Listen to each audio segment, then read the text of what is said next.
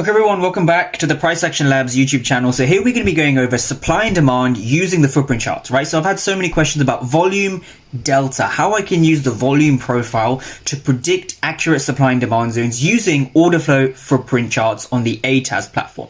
So with that being said, let's dive into it, right? So we have the ATAS platform at the top and we're going to be focusing on supply zones and demand zones, right? How can you actually predict what is going to go on inside of these zones?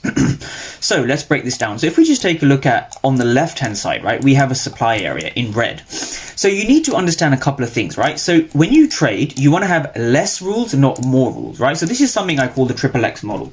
So what is the XXX model, right? So the XXX model refers to three things, right? So the XXX model refers to you need to know where to trade from, what to look for, and why you are looking for it. Three basic things. So every trade you take needs to be run ruthlessly through the algorithm, through the XXX algorithm. You need to know where to trade from, what to look for, and why you're looking for it.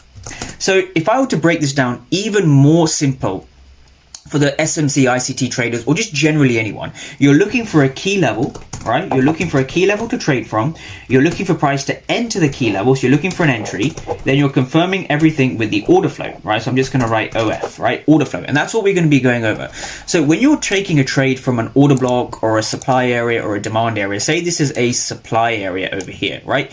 You need to understand how a supply area forms, right? And this comes from the order flow. So once you have your key level, you know, it could be a fair value gap, a breaker, an order block, whatever you want to call it, right? Once you have a key level, you're looking for price to enter your key level. So you're looking for these entry spots over here, and you want to use the order flow to determine whether it is a supply zone or a demand zone, right? So the spoiler alert here is you have no idea price is going to break higher or lower, in this case lower, if you don't actually read the order flow, right? Vice versa here for a demand area. If we just take a look at our demand area over here, how does it actually work, right?